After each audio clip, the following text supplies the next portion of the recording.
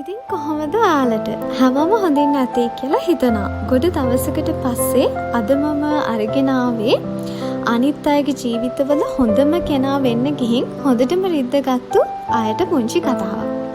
හොඳම කෙනා වීම අනවශ්‍යයි. අනිත් අයගේ ජීවිතවල හොඳම කෙනා වෙන්න ගිහින් තමයි මිනිස්සු Tamanට හොඳටම රිද්දගන්නේ. ඉතින් Tamanne සම්පූර්ණයෙන්ම නැති කරගෙන ලෝකේ ඉන්න හොඳම අම්මා තාත්තා වෙන්න ඕනි නැහැ. තමන්ට පුළුවන් උපරිමයෙන් දරුවන්ට ආදරය කරාම ඒ ඇති. තමන්ගේම මිනිස්සුන්ගේ මගුලට මරණයටවත් නොගිහින් ජොබ් එක ජීවිතේම කරගෙන ආයතනයේ හොඳම සේවකයා වෙන්න ඕනි නැහැ. ජොබ් එක හරියට කරන හොඳ සේවකයෙක් වුණාම හොඳටම ඇති. යාළුවන්ට යාළුකම් වෙනුවෙන් ජීවිතේ උනත් දෙන තරමේ හොඳම යාළුවා නොවුනට කමක් නැහැ. දුකක් කරදරයකදී ළඟ ඉන්න හොඳ යාළුවෙක් වෙන්න පුළුවන් නම් එය හොඳටම ඇති. ලෝකේ ඉන්න හොඳම පෙම්වතා පෙම්වතිය වෙන්න හිතාගෙන තමන්ගේ ඔක්කොම හීන බලාපොරොත්තු නැති කරගෙන ආදරය කරන්න ඕනි නැහැ. තමන්ව රැකෙන සීමාවෙදී පුළුවන් තරම් ආදරණීය උණුසුම් ආදරවන්තයෙක් වුණාම හොඳටම ඇති. හරියට කෑමක් බීමක් නිින්දක් නැතිව තමන්ට තමන්වත් නැති කරගෙන මේ ලෝකේ ඉන්න හොඳම මිනිසයා වෙන්න ඕනි නැහැ. කාටවත් කරදරයක් නැති හොඳ මිනිසෙක් වුණාම හොඳටම ඇති. හැම දෙයකදීම හැම තැනදීම හැම බැඳීමකදීම හොඳම කෙනා වෙන්න යනවා කියන්නේ හොඳම එකෙන් රිද්ද ගන්නවා කියන එකට තමයි.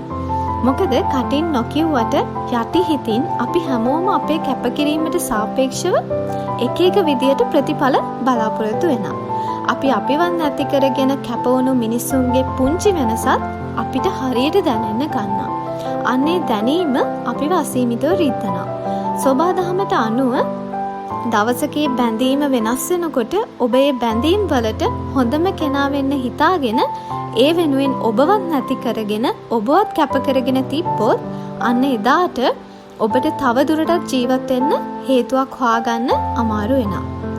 බැඳීම් වලට හොඳම කෙනා වෙන්න තමන්වත් නැති කරගෙන අවසානයේ බැඳීමුත් අහිමි වෙලා ජීවත් වෙන්න හේතුවක් හොයාගන්න බැරි මිනිස්සු ගොඩක් මම දැකලා තියෙනවා. එහෙම අයගේ හිතවල තිබ්බ පශ්චාත්තාපය මට ඒ ඇස්වලින් පෙනිලා තියෙනවා.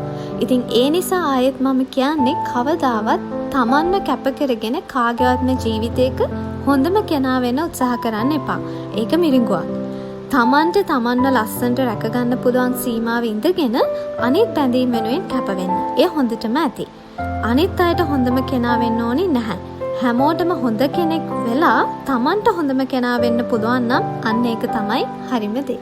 ඉතින් අදට ගිහින් යන්න ආයෙත් ඉක්මනින්ම හම්බ වෙමු.